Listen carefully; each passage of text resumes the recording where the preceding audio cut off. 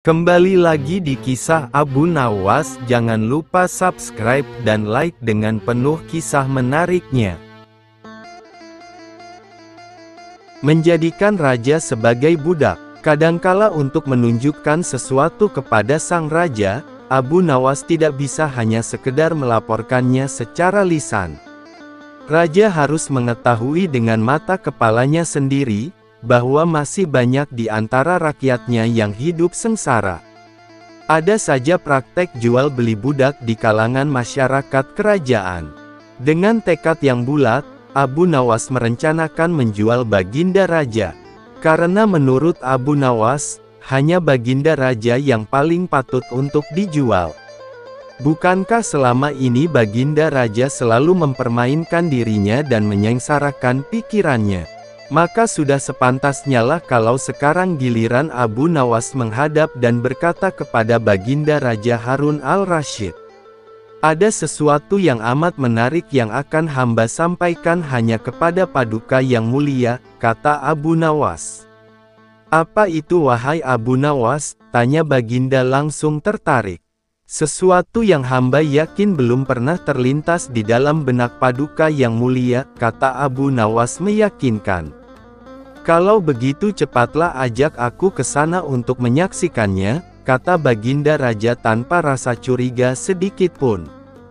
Tetapi Baginda, kata Abu Nawas sengaja tidak melanjutkan kalimatnya. Tetapi apa? Tanya Baginda tidak sabar. Bila Baginda tidak menyamar sebagai rakyat biasa, maka pasti nanti akan banyak orang yang ingin ikut menyaksikan benda ajaib itu, kata Abu Nawas. Karena begitu besar keingintahuan Baginda Raja, maka beliau bersedia menyamar sebagai rakyat biasa seperti yang diusulkan Abu Nawas. Kemudian Abu Nawas dan Baginda Raja pun berangkat menuju ke sebuah hutan.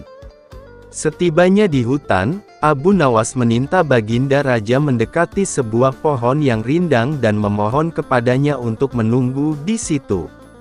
Sementara itu Abu Nawas diam-diam menemui seorang badui yang pekerjaannya menjual budak. Abu Nawas mengajak pedagang budak itu untuk melihat calon budak yang akan dijualnya dari jarak yang agak jauh. Abu Nawas beralasan bahwa sebenarnya calon budak itu adalah teman dekatnya. Maka dari itu Abu Nawas tidak tega menjualnya di depan mata. Setelah pedagang budak itu memperhatikan dari kejauhan, ia pun merasa cocok. Abu Nawas lalu membuatkan surat kuasa yang menyatakan bahwa pedagang budak sekarang mempunyai hak penuh atas diri orang yang sedang duduk di bawah pohon rindang itu. Abu Nawas lantas pergi begitu saja setelah menerima beberapa keping uang emas dari pedagang budak itu. Baginda Raja masih menunggu Abu Nawas ketika pedagang budak menghampirinya. Lah belum tahu mengapa Abu Nawas belum juga menampakkan batang hidungnya. Baginda juga merasa heran mengapa ada orang lain di situ. Siapa engkau? Tanya Baginda Raja kepada pedagang budak. Aku adalah tuanmu sekarang, kata pedagang budak kasar. Tentu saja pedagang budak itu tidak mengenali Baginda Raja Harun al-Rasyid dalam pakaian yang amat sederhana. Apa maksud perkataanmu tadi? Tanya Baginda Raja dengan wajah merah padam. Abu Nawas telah menjual engkau kepadaku dan inilah surat kuasa yang baru dibuatnya, kata pedagang budak dengan kasar. Abu Nawas menjual diriku kepadamu, kata Baginda makin murka. Ya, bentak pedagang budak. Tahukah engkau siapa aku ini sebenarnya? Tanya Baginda geram. Tidak dan itu tidak perlu, kata pedagang budak seenaknya. Lalu ia menyeret budak barunya itu ke belakang rumah. Raja Harun al-Rasyid diberi parang dan diperintahkan untuk membelah kayu. Begitu banyak tumpukan kayu di belakang rumah badui itu, sehingga memandangnya saja Raja Harun al-Rasyid sudah merasa ngeri, apalagi harus mengerjakannya. Ayo kerjakan, bentak badui itu. Raja Harun al-Rasyid mencoba memegang kayu dan mencoba membelahnya, namun si badui merasa aneh saat melihat cara Raja Harun al-Rasyid memegang parang. Kau ini bagaimana? Bagian parang yang tumpul kau arahkan ke kayu, sungguh bodoh sekali, seru Badui itu marah. Raja Harun al-Rasyid mencoba membalik parang hingga bagian yang tajam terarah ke kayu, mencoba membelahnya, namun tetap saja pekerjaannya terasa aneh dan kaku bagi si Badui. Oh, beginikah derita orang-orang miskin mencari sesuap nasi, harus bekerja keras lebih dahulu. Wah, lama-lama aku tak tahan juga, gumam Raja Harun al-Rasyid. Si Badui menatap Raja Harun al-Rasyid dengan pandangan heran dan lama-lama menjadi marah, merasa rugi barusan membeli budak yang bodoh. Hai Badui, cukup, aku tak tahan lagi, kata sang raja. Kurang ajar, kau budakku dan harus patuh kepadaku, kata Badui itu sembari memukul Baginda. Tentu saja raja yang tak pernah disentuh orang, ia menjerit keras saat dipukul kayu. Hai Badui, aku adalah rajamu, Raja Harun al-Rasyid, kata Baginda sambil menunjukkan tanda kerajaannya. Pedagang budak itu kaget dan mulai mengenali Baginda Raja, pun langsung menjatuhkan diri sembari menyembah Baginda Raja. Baginda Raja mengampuni pedagang budak itu karena ia memang tidak tahu. Tetapi kepada Abu Nawas Baginda Raja amat murka dan gemas. Ingin rasanya beliau meremas-remas tubuh Abu Nawas seperti telur. Abu Nawas dihukum gantung. Cita-cita atau obsesi menghukum Abu Nawas sebenarnya masih bergolak, namun Baginda merasa kehabisan akal untuk menjebak Abu Nawas. Seorang penasihat kerajaan kepercayaan Baginda Raja menyarankan agar Baginda memanggil seorang ilmuwan ulama yang berilmu tinggi untuk menandingi Abu Nawas. Pasti masih ada peluang untuk mencari kelemahan Abu Nawas. Menjebak pencuri harus dengan pencuri, dan ulama harus dengan ulama. Baginda menerima usul yang cemerlang itu dengan hati bulat. Setelah ulama yang berilmu tinggi berhasil ditemukan, Baginda Raja menanyakan cara terbaik menjerat Abu Nawas. Ulama itu memberi tahu cara-cara yang paling jitu kepada Baginda Raja. Baginda Raja manggut-manggut setuju. Wajah Baginda tidak lagi murung, apalagi ulama itu menegaskan bahwa ramalan Abu Nawas tentang takdir kematian Baginda Raja sama sekali tidak mempunyai dasar yang kuat. Tiada seorang pun manusia yang tahu kapan dan di bumi mana ia akan mati, apalagi tentang ajal orang lain. Ulama andalan Baginda Raja mulai mengadakan persiapan seperlunya untuk memberikan pukulan fatal bagi Abu Nawas. Siasat pun dijalankan sesuai rencana. Abu Nawas terjerembab ke pangkuan siasat sang ulama. Abu Nawas melakukan kesalahan yang bisa menghantarnya ke tiang gantungan atau hukuman pancung. Benarlah peribahasa yang berbunyi, sepandai-pandai tupai melompat pasti suatu saat akan terpeleset. Kini Abu Nawas benar-benar mati kutu. Sebentar lagi ia akan dihukum mati karena jebakan sang ilmuwan ulama tadi. Banyak orang yang merasa simpati atas nasib Abu Nawas, terutama orang-orang miskin dan tertindas yang pernah ditolongnya. Namun derai air mata para pecinta dan pengagum Abu Nawas tak mampu menghentikan hukuman gantung yang akan dijatuhkan. Baginda Raja Harun al-Rasyid benar-benar menikmati kemenangannya. Belum pernah Baginda terlihat seriang sekarang.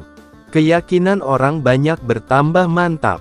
Hanya satu orang yang tetap tidak yakin bahwa hidup Abu Nawas akan berakhir setragis itu, yaitu istri Abu Nawas.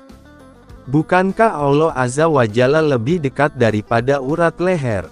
Tidak ada yang tidak mungkin bagi Allah yang maha gagah, dan kematian adalah mutlak urusannya. Semakin dekat hukuman mati bagi Abu Nawas, banyak orang semakin resah. Tetapi bagi Abu Nawas malah sebaliknya. Semakin dekat hukuman bagi dirinya, semakin tenang hatinya, bahkan Abu Nawas nampak setenang air danau di pagi hari. Baginda Raja tahu bahwa ketenangan yang ditampilkan Abu Nawas hanyalah merupakan bagian dari tipu dayanya. Baginda Raja telah bersumpah pada diri sendiri bahwa beliau tidak akan terkecoh untuk kedua kalinya. Sebaliknya Abu Nawas juga yakin, selama nyawa masih melekat maka harapan akan terus menyertainya. Tuhan tidak mungkin menciptakan alam semesta ini tanpa ditaburi harapan-harapan yang menjanjikan, bahkan dalam keadaan bagaimanapun gentingnya. Keyakinan seperti inilah yang tidak dimiliki oleh Baginda Raja dan ulama itu. Seketika suasana menjadi hening, sewaktu Baginda Raja memberi sambutan singkat tentang akan dilaksanakannya hukuman mati atas diri terpidana mati Abu Nawas. Kemudian tanpa memperpanjang waktu lagi, Baginda Raja menanyakan permintaan terakhir Abu Nawas. Dan pertanyaan inilah yang paling dinanti-nantikan Abu Nawas. Adakah permintaan yang terakhir? Tanya sang Baginda. Ada paduka yang mulia, jawab Abu Nawas singkat. Sebutkan, kata Baginda. Sudilah kiranya hamba diperkenankan memilih hukuman mati yang hamba anggap cocok wahai Baginda yang mulia, pinta Abu Nawas. Baiklah. Apa itu? Kata Baginda menyetujui permintaan Abu Nawas. Paduka yang mulia, yang hamba pinta adalah bila pilihan hamba benar, hamba bersedia dihukum gantung. Tetapi jika pilihan hamba dianggap salah, maka hamba dihukum pancung saja, kata Abu Nawas memohon. Engkau memang orang yang aneh. Di saat-saat yang genting pun engkau masih sempat bersenda gurau. Tetapi ketahuilah, bagiku segala tipu muslihatmu hari ini tak akan bisa membawamu kemana-mana, kata Baginda sambil tertawa. Hamba tidak bersenda gurau paduka yang mulia, kata Abu Nawas bersungguh-sungguh. Baginda terpingkal-pingkal. Belum selesai Baginda Raja tertawa-tawa, Abu Nawas berteriak dengan nyaring. Hamba minta dihukum gantung, teriak Abu Nawas. Semua yang hadir kaget. Orang banyak belum mengerti mengapa Abu Nawas membuat keputusan begitu. Tetapi kecerdasan otak Baginda Raja menangkap sesuatu yang lain. Sehingga tawa Baginda yang semula berderai-derai mendadak terhenti. Kening Baginda berkenyit mendengar ucapan Abu Nawas. Baginda Raja tidak berani menarik kata-katanya karena disaksikan oleh ribuan rakyatnya. Beliau sudah terlanjur mengabulkan Abu Nawas menentukan hukuman mati yang paling cocok untuk dirinya. Kini kesempatan Abu Nawas membela diri. Baginda yang mulia, hamba tadi mengatakan bahwa hamba akan dihukum gantung. Kalau pilihan hamba benar maka hamba dihukum gantung. Tetapi di manakah letak kesalahan pilihan hamba sehingga hamba harus dihukum pancung? Padahal hamba telah memilih hukuman gantung, kata Abu Nawas memaksa Baginda Raja dan ulama itu tercengang. Benar-benar luar biasa otak Abu Nawas ini. Rasanya tidak ada lagi manusia pintar selain Abu Nawas di negeri Baghdad ini. Abu Nawas, aku mengampunimu. Tapi sekarang jawablah pertanyaanku ini. Berapa banyakkah bintang di langit, kata Baginda. Oh, gampang sekali tuanku, kata Abu Nawas. Iya, tapi berapa? 100 juta, 100 miliar, tanya Baginda. Bukan tuanku, cuma sebanyak pasir di pantai, jawab Abu Nawas. Kau ini, bagaimana bisa orang menghitung pasir di pantai, tanya Baginda Raja heran. Bagaimana pula orang bisa menghitung bintang di langit, tanya Abu Nawas. Huahahaha, kau memang cerdik, kau adalah pelipur laraku. Abu Nawas, mulai sekarang jangan segan-segan, sering-seringlah datang ke istanaku. Aku ingin selalu mendengar lelucon-leluconmu Fang baru, perintah Baginda Raja. Siap Baginda, kata Abu Nawas. Lalu Baginda memerintahkan bendahara kerajaan memberikan sekantong uang kepada manusia terlucu di negerinya itu. Abu Nawas dan mimpi indah seorang pendeta dan seorang rahib berencana memperdayai Abu Nawas. Rencana pun disusun rapi dan mereka segera bertandang ke rumah Abu Nawas yang disambut baik oleh yang punya rumah. Kami ingin mengajakmu melakukan pengembaraan suci, wahai Abu Nawas. Kami berharap engkau tidak keberatan dan dapat bergabung bersama kami, ujar si rahib sambil melirik pada kawan di sebelahnya. Dengan senang hati aku akan ikut. Kapan rencananya? Tanya Abu Nawas. Besok pagi, ujar si pendeta gembira. Baiklah, kita bertemu di warung teh besok, ujar Abu Nawas. Demikianlah keesokan harinya Abu Nawas beserta 2 orang yang mengajaknya ini berangkat bersama. Mereka berpakaian dengan cara yang khas. Abu Nawas dengan pakaian sufi, si pendeta dengan baju kebesarannya, dan si rahib dengan pakaian keagamaannya. Di tengah perjalanan mereka bertiga mulai merasa lapar. Hai Abu Nawas, karena kita sudah lapar dan kebetulan kita tidak membawa bekal, ada baiknya engkau mengumpulkan derma untuk membeli makanan bagi kita bertiga. Kami berdua akan melakukan kebaktian, ujar si pendeta. Tanpa berpikir panjang, Abu Nawas langsung beranjak pergi mencari dan mengumpulkan derma dari satu dusun ke dusun yang lain. Setelah dirasa derma yang diterima mencukupi, Abu Nawas langsung membeli makanan yang cukup untuk mereka bertiga. Abu Nawas pun kembali kepada 2 temannya yang tengah melakukan kebaktian. Mari kita bagi makanan ini sekarang juga, ujar Abu Nawas yang memang sudah sangat lapar. Jangan dibuka sekarang, karena kami sedang berpuasa, ujar sang rahib. Tapi aku hanya akan mengambil bagianku saja. Sedang bagian kalian terserah kalian, ujar Abu Nawas. Aku tidak setuju. Kita harus seiring seirama dalam berbuat apapun, ujar si pendeta. Betul, aku juga tidak setuju. Karena waktu makanku besok pagi, ujar si rahib yang ahli yoga menimpali. Tentu saja Abu Nawas sangat gusar mendengar pernyataan kedua orang itu. Perutnya yang keroncongan memaksanya kembali memprotes. Bukankah aku yang kalian suruh mencari derma dan sudah kukumpulkan derma itu dan sekarang telah kubelikan makanan? Mengapa kalian tidak mengizinkan aku mengambil bagianku sendiri? Sungguh tidak masuk akal, ujar Abu Nawas memprotes. Namun 2 orang itu tetap teguh pada pendiriannya sekalipun Abu Nawas dengan segala macam cara menjelaskan, tetap saja si rahib dan pendeta bergeming. Hal ini membuat Abu Nawas dongkol bukan main. Tapi karena dirasa tidak ada gunanya menentang 2 orang yang sudah bersekongkol itu, Abu Nawas pun memilih diam. Bagaimana kalau kita buat perjanjian? Ujar sang pendeta tiba-tiba. Perjanjian apa? Tanya Abu Nawas. Kita adakan lomba.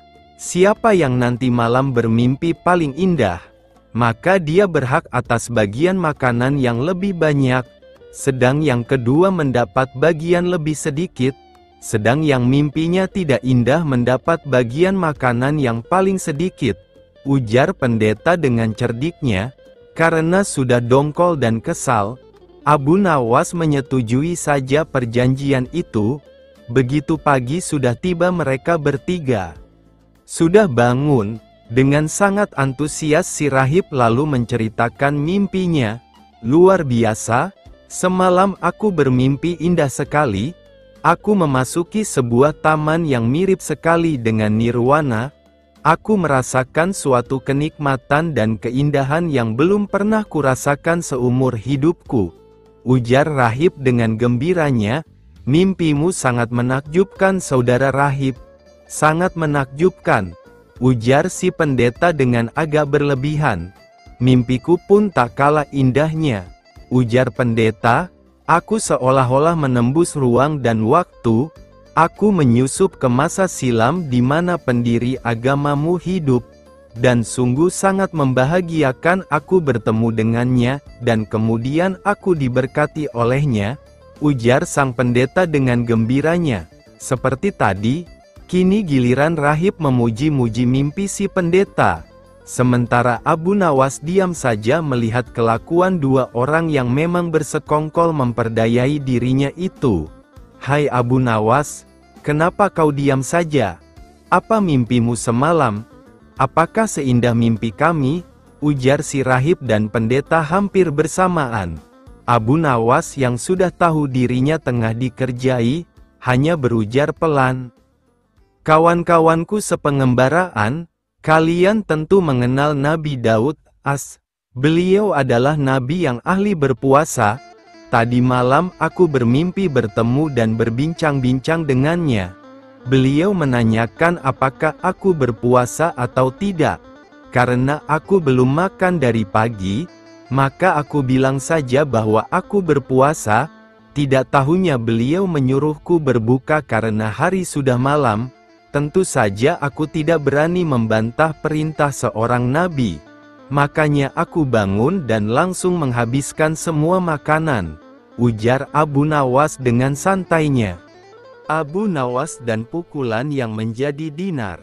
Pada suatu hari Abu Nawas menghadap ke istana, pun bercakap-cakap dengan Sultan dengan riang gembira.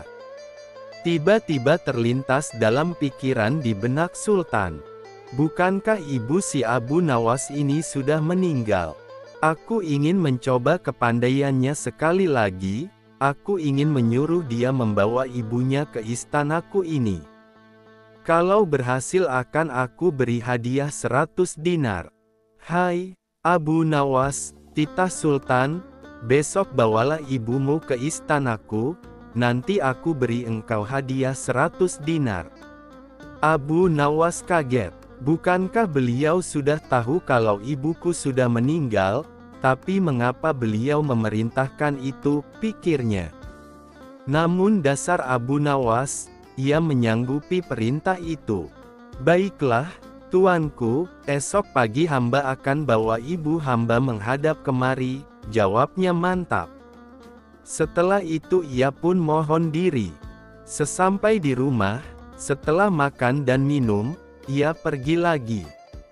Dijelajahinya sudut-sudut negeri itu, menyusuri jalan, lorong dan kampung, untuk mencari seorang perempuan tua yang akan dijadikan sebagai ibu angkat.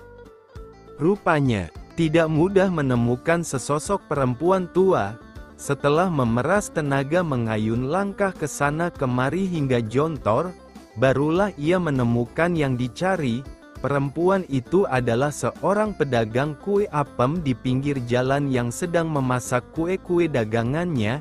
Dihampirinya perempuan tua itu, "Hai, ibu, bersediakah engkau kujadikan ibu angkat?" kata Abu Nawas. "Kenapa engkau berkata demikian?" tanya si ibu tua itu. "Apa alasannya?" Maka diceritakanlah perihal dirinya yang mendapat perintah dari Sultan agar membawa ibunya ke istana. Padahal ibunya sudah meninggal, juga dijanjikan akan membagi 2 hadiah dari Sultan yang akan diterimanya. Uang itu dapat ibu simpan untuk bekal meninggal bila sewaktu-waktu dipanggil Tuhan, kata Abu Nawas. "Baiklah," kata si ibu tua itu, "aku sanggup memenuhi permintaanmu itu." Setelah itu Abu Nawas menyerahkan sebuah tasbih dengan pesan agar terus menghitung biji tasbih itu meskipun di depan Sultan, dan jangan menjawab pertanyaan yang diajukan. Sebelum meninggalkan perempuan itu, Abu Nawas anti-anti agar rencana ini tidak sampai gagal. Untuk itu ia akan menggendong perempuan tua itu ke istana. "Baiklah anakku, moga-moga Tuhan memberkatimu," kata si ibu tua, dan terutama kepada ibuku. Keesokan harinya pagi-pagi sekali Abu Nawas sudah sampai di istana lalu memberikan salam kepada Sultan. "Waalaikumsalam, Abu Nawas," jawab Sultan. Setelah itu Sultan memandang Abu Nawas. Bukan main terkejutnya Sultan melihat Abu Nawas menggendong seorang perempuan tua. "Siapa yang kamu gendong itu?" tanya Sultan. "Diakah ibumu? Tapi kenapa siang begini kamu baru sampai?" "Benar, tuanku, inilah ibu Patik," Beliau sudah tua dan kakinya lemah dan tidak mampu berjalan kemari. Padahal rumahnya sangat jauh. Itu sebabnya Patik gendong ibu kemari, kata Abu Nawas sambil mendudukkan ibu tua di hadapan Sultan. Setelah duduk, ibu tua itu pun memegang tasbih dan segera menghitung biji tasbih tanpa henti meski Sultan mengajukan beberapa pertanyaan kepadanya. Tentu saja Sultan tersinggung, ibumu sangat tidak sopan. Lagi pula apa yang dikatakannya itu sampai tidak mau berhenti. Sembah Abu Nawas, ya tuanku Syah Alam, suami ibu Patik ini 99 banyaknya. Beliau sengaja menghafal nama-nama mereka satu persatu, dan tidak akan berhenti sebelum selesai semuanya. Demi mendengar ucapan Abu Nawas tadi, perempuan tua itu pun melempar tasbih dan bersembah datang kepada Sultan. Ya tuanku Syah Alam, katanya, adapun Patik ini dari muda sampai tua begini hanya seorang suami hamba. Apabila sekarang ini berada di hadapan tuanku, itu adalah atas permintaan Abu Nawas. Dia berpesan agar Patik menghitung-hitung biji tasbih dan tidak menjawab pertanyaan tuanku. Nanti Abu Nawas akan membagi 2 hadiah yang akan diterimanya dari tuanku. Begitu mendengar ucapan perempuan tua itu, Sultan tertawa dan menyuruh memukul Abu Nawas 100 kali. Ketika perintah itu akan dilaksanakan, Abu Nawas minta izin untuk dipertemukan dengan Sultan. Ya tuanku, hukuman apakah yang akan tuanku jatuhkan kepada hamba ini? Karena engkau berjanji kepadaku akan membawa ibumu kemari, aku pun berjanji akan memberi hadiah uang 100 dinar. Tapi karena kamu tidak bisa memenuhi janjimu, dapatlah engkau 100 kali pukulanku, kata Sultan. Ya tuanku, Syah Alam, kata Abu Nawas. Patik berjanji dengan perempuan tua ini akan membagi 2 hadiah yang akan tuanku berikan kepada hamba. Tetapi karena sekarang hamba mendapat dera, hadiah itu juga harus dibagi 2. Karena yang bersalah 2 orang, Patik terimalah hukuman itu. Tetapi 50 seorang dengan perempuan tua ini. Dalam hati Sultan bergumam, jangankan dipukul 50 kali, dipukul sekali saja perempuan tua ini tidak akan mampu berdiri. Setelah itu Sultan memberi 50 dinar kepada perempuan tua itu sambil berpesan agar tidak cepat percaya kepada Abu Nawas bila lain kali menemuinya. Dengan sukacita diterimanya hadiah itu dan dipandangnya Abu Nawas. Ya tuanku Syah Alam, ampun beribu ampun. Jika ibuku telah mendapat anugerah dari Paduka, tidak adil kiranya bila anaknya ini dilupakan begitu saja. Ya, terimalah pula bagianmu, ujar Baginda sambil tersenyum. Ini, semua orang tertawa dalam hati. Setelah Abu Nawas bermohon diri pulang ke rumah, demikian pula perempuan tua itu dan semua yang hadir di Balairung, dengan perasaan masing-masing. Secara diam-diam suatu hari Raja Harun al-Rasyid pergi berekreasi ke suatu tempat, ditemani seorang menteri bernama Jafar, seorang teman minum bernama Yakub dan Abu Nawas. Ketika sedang berjalan, dari kejauhan mereka melihat seorang kakek menunggangi seekor keledai. Tanyai orang tua itu, perintah sang raja kepada Jafar. Begitu mendekat, Jafar menghampirinya. Maaf kek, Anda dari mana dan mau kemana? Tanya Jafar. Dari Basrah mau ke Baghdad, jawab si kakek. Ada keperluan apa? Tanya Jafar. Mencari obat untuk mataku ini, jawab si kakek sambil memperlihatkan matanya yang sakit kepada Jafar dan Yakub. Tiba-tiba Baginda berbisik kepada Abu Nawas, kamu ajak ia bergurau. Jangan Baginda, kasihan ia orang tua. Saya takut ia akan marah, jawab Abu Nawas. Sudahlah, itu nanti urusanku. Pokoknya ajak ia bergurau, desak sang raja. Baiklah kalau begitu, kata Abu Nawas.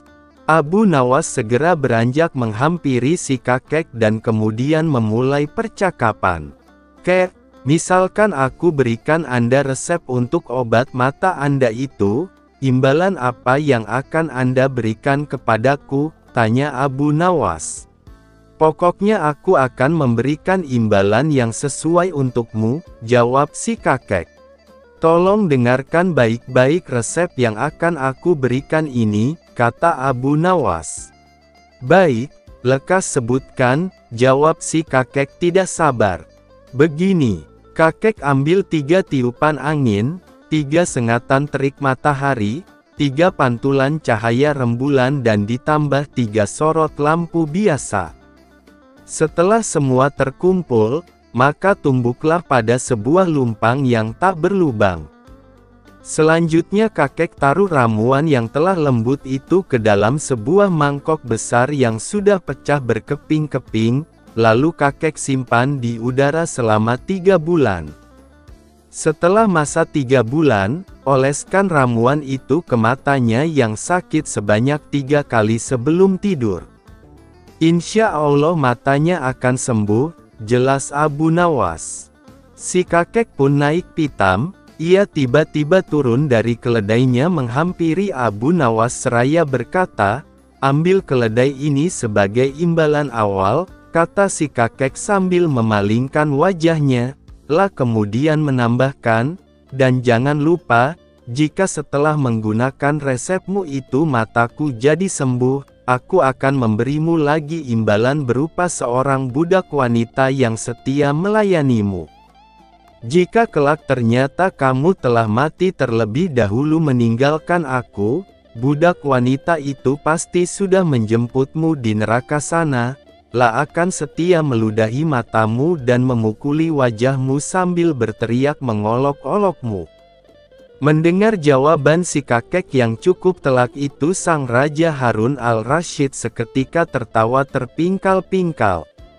Beri orang tua itu hadiah, kata sang raja sambil menahan tawanya.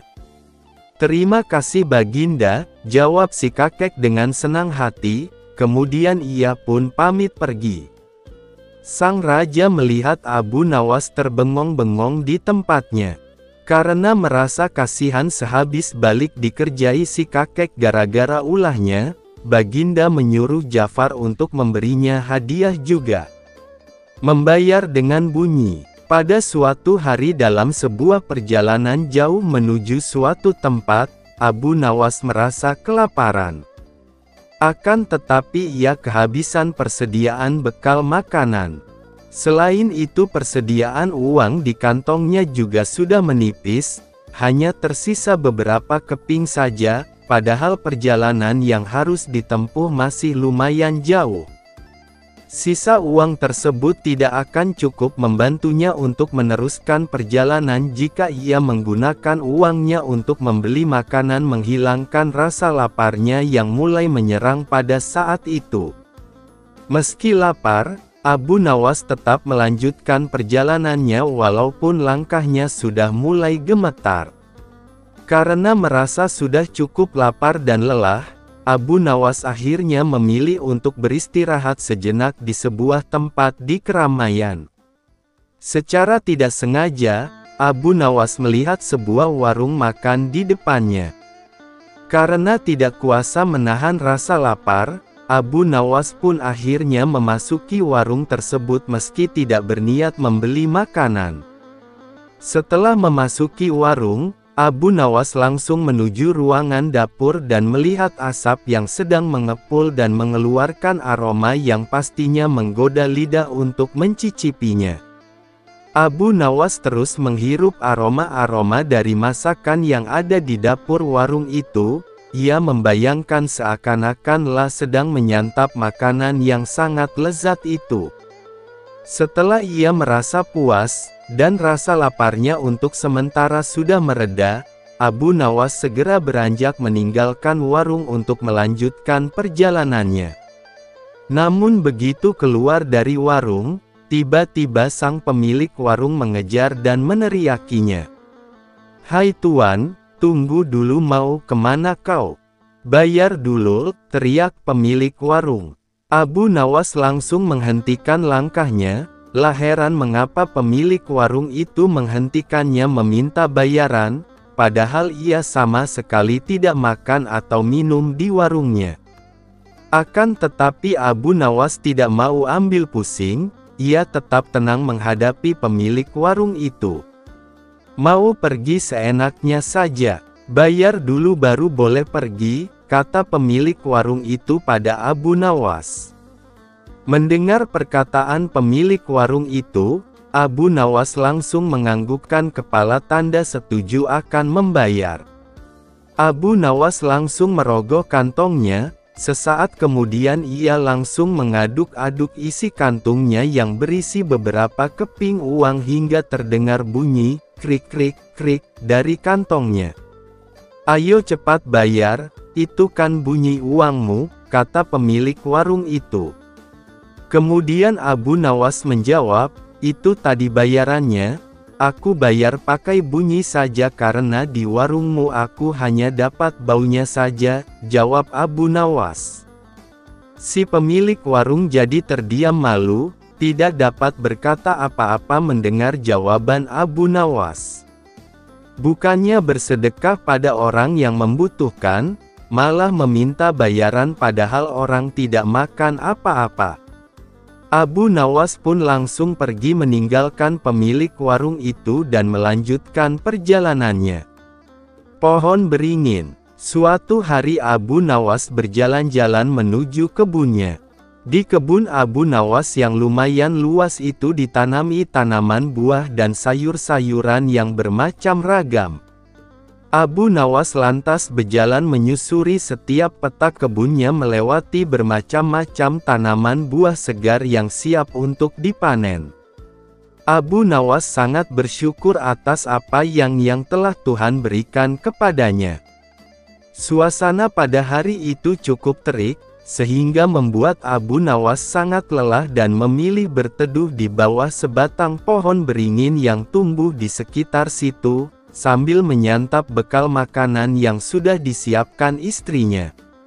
Setelah selesai makan, Abu Nawas bermaksud istirahat sebentar dengan membaringkan badan sambil memperhatikan setiap detil pohon beringin yang rindang itu, mulai dari daun, ranting dan juga buahnya yang lebat.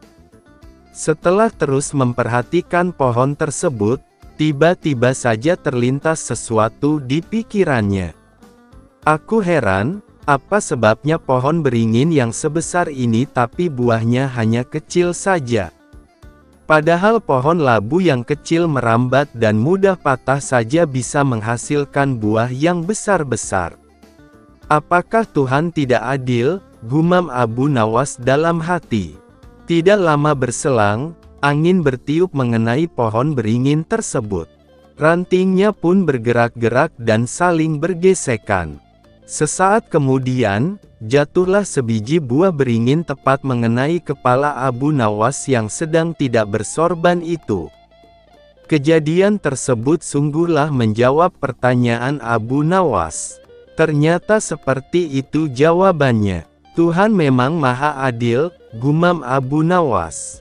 Beruntung bagi Abu Nawas hanya kejatuhan buah beringin yang kecil itu.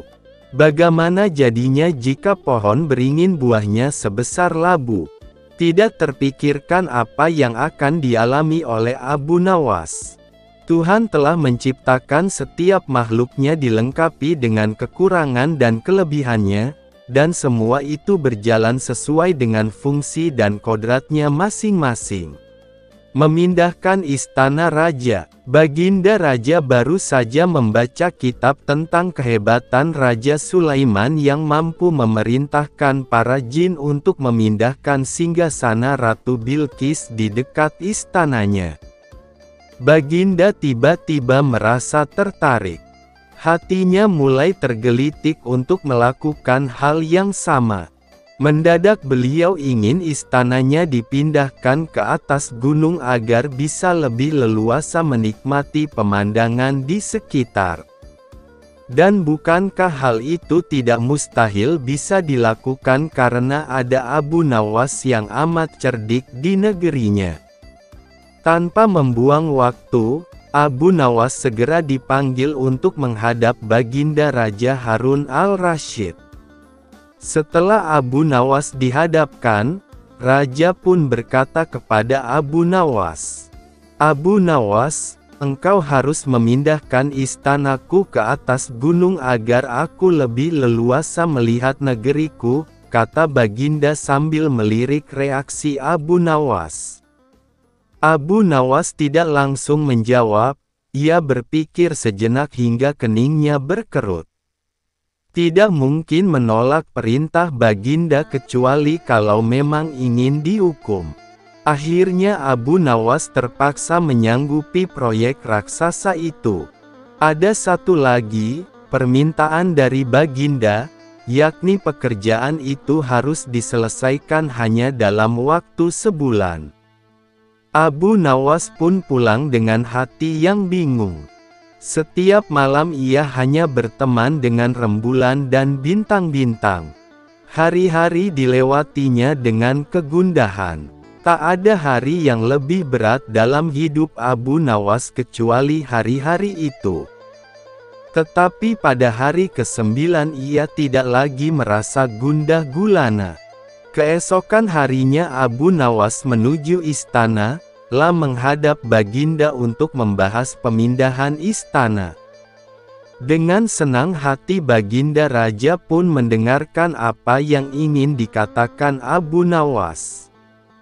"Ampun tuanku, hamba datang ke sini hanya untuk mengajukan usul untuk memperlancar pekerjaan hamba nanti," kata Abu Nawas. "Apa usul itu?" tanya Baginda. "Hamba akan memindahkan istana Paduka yang mulia tepat pada hari raya Idul Kurban yang kebetulan hanya kurang 20 hari lagi," kata. "Hamba akan memindahkan istana Paduka yang mulia tepat pada hari raya Idul Kurban yang kebetulan hanya kurang 20 hari lagi," kata Abu Nawas. "Kalau hanya itu usulmu, baiklah," kata Baginda. "Satu lagi Baginda," Abu Nawas menambahkan. "Apa lagi?" tanya Baginda. "Hamba mohon Baginda menyembelih 10 ekor sapi yang gemuk untuk dibagikan langsung kepada para fakir miskin," kata Abu Nawas. "Usulmu ku terima," jawab Baginda menyetujui. Abu Nawas pun pulang dengan perasaan riang gembira. Kini tidak ada lagi yang perlu dikhawatirkan. Toh nanti bila waktunya sudah tiba, ia pasti akan dengan mudah memindahkan istana Baginda Raja. Jangankan hanya memindahkan ke puncak gunung, ke dasar samudera pun Abu Nawas sanggup. Desas-desus mulai tersebar ke seluruh pelosok negeri. Hampir semua orang harap-harap cemas. Tetapi sebagian besar rakyat merasa yakin atas kemampuan Abu Nawas. Karena selama ini Abu Nawas belum pernah gagal melaksanakan tugas-tugas aneh yang dibebankan di atas pundaknya. Namun ada juga beberapa orang yang meragukan keberhasilan Abu Nawas kali ini. Saat-saat yang dinanti-nantikan pun tiba. Rakyat berbondong-bondong menuju lapangan untuk melakukan salat hari raya Idul Adha. Dan seusai salat, 10 sapi sumbangan Baginda Raja disembelih lalu dimasak dan kemudian segera dibagikan kepada fakir miskin. Kini giliran Abu Nawas yang harus melaksanakan tugas berat itu. Abu Nawas berjalan menuju istana diikuti oleh rakyat. Sesampainya di depan istana, Abu Nawas bertanya kepada Baginda Raja, "Ampun tuanku yang mulia, apakah istana sudah tidak ada orangnya lagi?" tanya Abu Nawas. "Tidak ada," jawab Baginda Raja singkat. Kemudian Abu Nawas berjalan beberapa langkah mendekati istana, berdiri sambil memandangi istana. Abu Nawas berdiri mematung seolah-olah ada yang ditunggu. Baginda Raja pun akhirnya tidak sabar. Abu Nawas, mengapa engkau belum juga mengangkat istanaku? Tanya Baginda Raja. Hamba sudah siap sejak tadi Baginda, kata Abu Nawas. Apa maksudmu engkau sudah siap sejak tadi? Kalau engkau sudah siap, lalu apa yang engkau tunggu? Tanya Baginda masih diliputi perasaan heran. Hamba menunggu istana paduka yang mulia diangkat oleh seluruh rakyat yang hadir untuk diletakkan di atas pundak hamba. Setelah itu hamba tentu akan memindahkan istana paduka yang mulia ke atas gunung sesuai dengan perintah paduka, jawab Abu Nawas. Baginda Raja Harun al-Rasyid terpana. Beliau tidak menyangka Abu Nawas masih bisa terhindar dari hukumannya. Istana raja hancur karena lalat. Pada suatu hari Abu Nawas terlihat murung, hanya tertunduk lesu mendengarkan penuturan istrinya yang mengatakan kalau beberapa pekerja kerajaan atas titah Raja Harun membongkar rumahnya. Raja berdalih bahwa itu dilakukan karena bermimpi kalau di bawah rumahnya terpendam emas dan permata yang tak ternilai harganya. Namun setelah mereka terus-menerus menggali, ternyata emas dan permata tidak juga ditemukan. Parahnya, sang raja juga tidak mau meminta maaf atau mengganti rugi sedikit pun kepada Abu Nawas. Karena itulah Abu Nawas sakit hati dan memendam rasa dendam kepada perusak rumahnya. Lama Abu Nawas memeras otak, namun belum juga ia menemukan muslihat untuk membalas perbuatan Baginda. Makanan yang dihidangkan istrinya pun tidak dimakan karena nafsu makannya telah sirna. Keesokan harinya Abu Nawas melihat banyak lalat-lalat mulai menyerbu makanannya, yang sudah mulai basi. Begitu melihat lalat-lalat itu berterbangan, Abu Nawas tiba-tiba saja tertawa riang seolah mendapatkan ide. Tolong ambilkan kain penutup untuk makananku dan sebatang besi, kata Abu Nawas kepada istrinya. Dengan wajah berseri-seri Abu Nawas berangkat menuju istana. Setiba di istana, Abu Nawas membungkuk memberi hormat kepada Raja Harun. Raja Harun terkejut atas kedatangan Abu Nawas di hadapan para menterinya. Raja Harun pun mempersilahkan Abu Nawas untuk menghadap. Ampun tuanku, hamba menghadap tuanku Baginda hanya untuk mengadukan perlakuan tamu-tamu yang tidak diundang. Mereka memasuki rumah hamba tanpa izin dan berani memakan makanan hamba, lapor Abu Nawas. Siapakah tamu-tamu tak diundang itu wahai Abu Nawas? Tanya Baginda dengan bijaksana. Lalat-lalat ini tuanku, jawab Abu Nawas sambil membuka penutup piringnya. Kepada siapa lagi kalau bukan kepada paduka junjungan hamba, hamba mengadukan perlakuan yang tidak adil ini, lanjut Abu Nawas. Lalu, keadilan seperti apa yang engkau inginkan dariku? Tanya Baginda Raja penasaran. Hamba hanya menginginkan izin tertulis dari Baginda sendiri agar hamba bisa dengan leluasa menghukum lalat-lalat yang nakal itu, jawab Abu Nawas memulai muslihatnya. Akhirnya Raja Harun dengan terpaksa membuat surat izin yang isinya memperkenankan Abu Nawas untuk memukul lalat-lalat itu dimanapun mereka hinggap.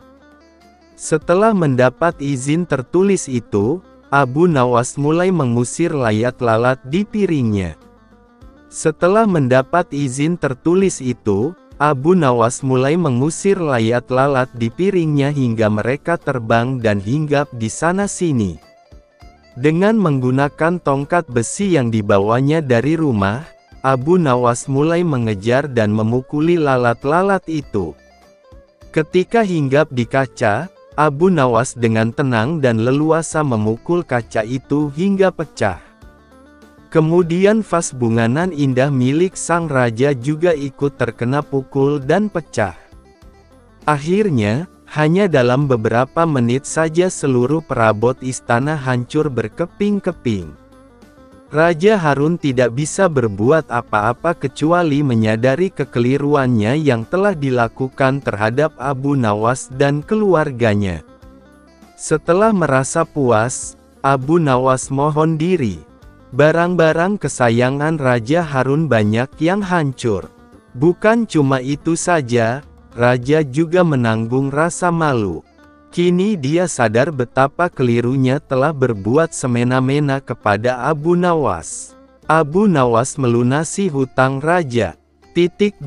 Ini adalah kisah Abu Nawas ketika dia mengembara ke sebuah kerajaan yang negerinya kaya raya. Sumber daya alam di sana berlimpah, alamnya begitu indah, tapi sayang rakyatnya masih banyak yang hidup di bawah garis kemiskinan. Saat ini Baginda Raja sedang pusing 7 keliling dikarenakan hutang kerajaan yang kian hari kian menggunung. Negeri tetangga selalu menawarkan uang kepada Raja untuk dipakai membangun negeri. Awalnya Baginda Raja sangat senang hatinya, bisa membangun jalan sampai ke pelosok negeri. Namun tanpa disadarinya, pinjaman sudah tak terkendali sementara pembangunan jalan baru separuh saja. Mendengar Abu Nawas datang berkunjung, Baginda Raja segera memanggilnya untuk meminta nasihat. Baginda Raja, wahai Abu Nawas, sangat senang hatiku engkau mau datang ke kerajaanku ini. Abu Nawas, terima kasih Baginda, hamba juga senang Baginda.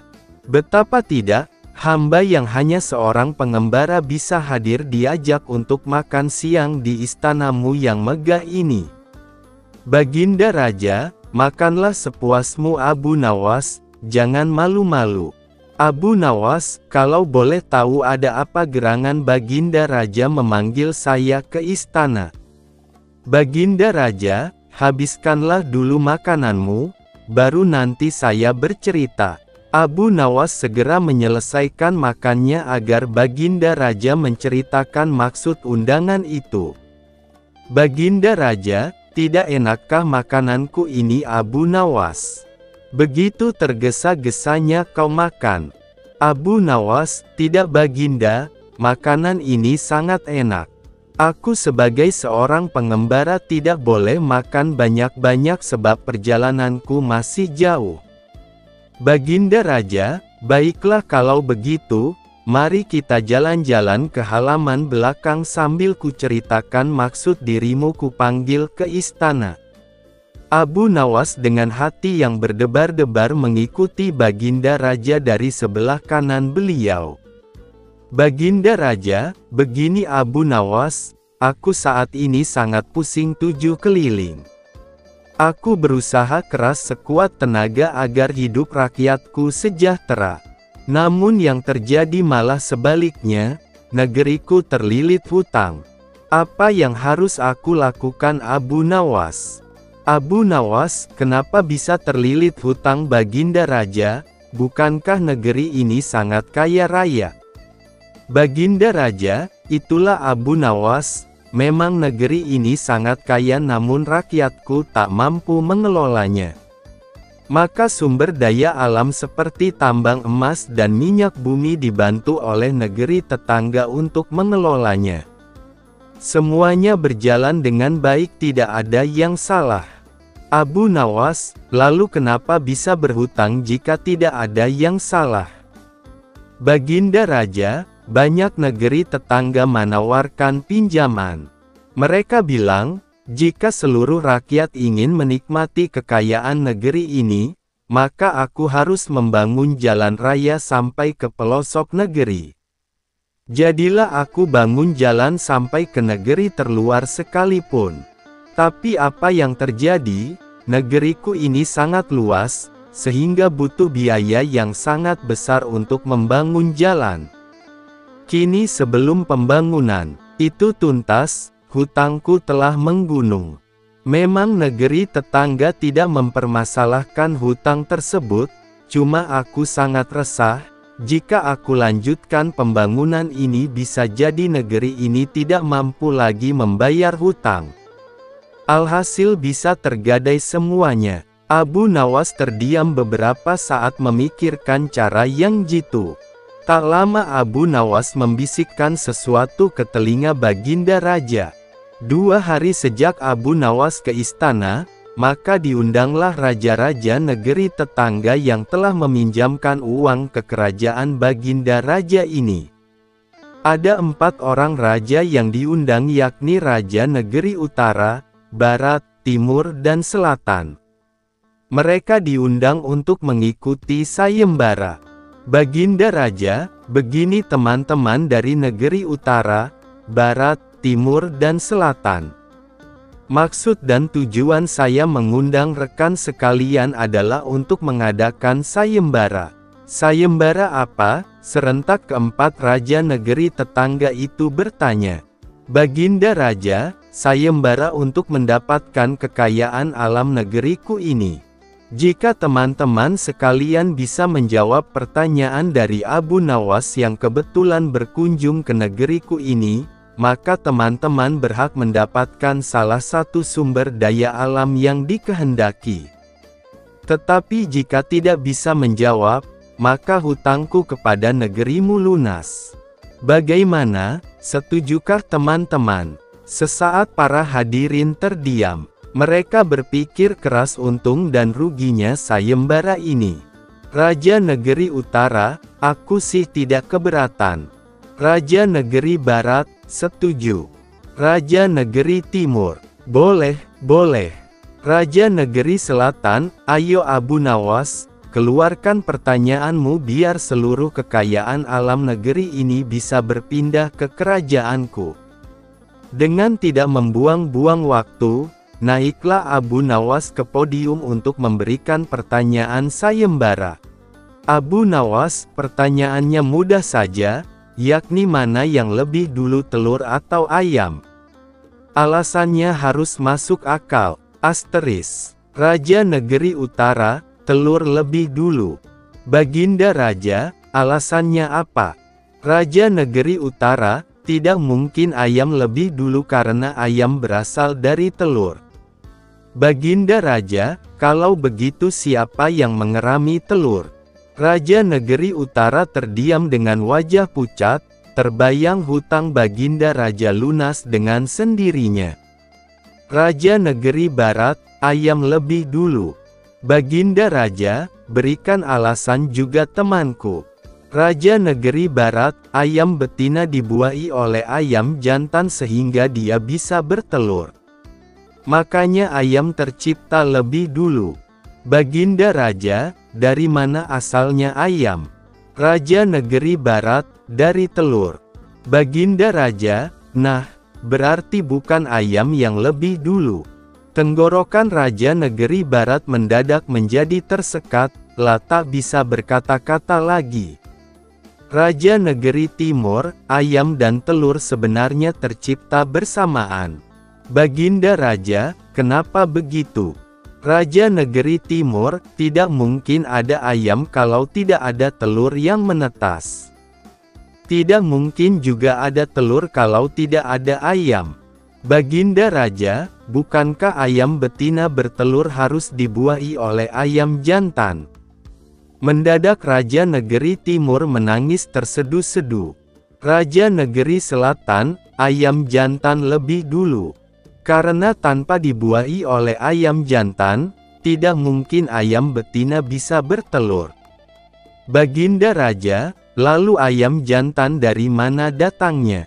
Sama dengan teman-temannya yang lain, Raja Negeri Selatan tidak bisa menjawab pertanyaan Baginda Raja. Baginda Raja, wahai Abu Nawas, sebenarnya mana yang lebih dulu? Abu Nawas, lebih dulu telur daripada ayam. Baginda Raja, kenapa telur lebih dulu? Abu Nawas, ayam bisa mengenali telur, sebaliknya telur tidak bisa mengenali ayam. Sesaat seisi ruangan terdiam memikirkan jawaban Abu Nawas. Alangkah senangnya hati Baginda Raja, karena hutang kerajaan yang telah menggunung mendadak menjadi lunas seketika.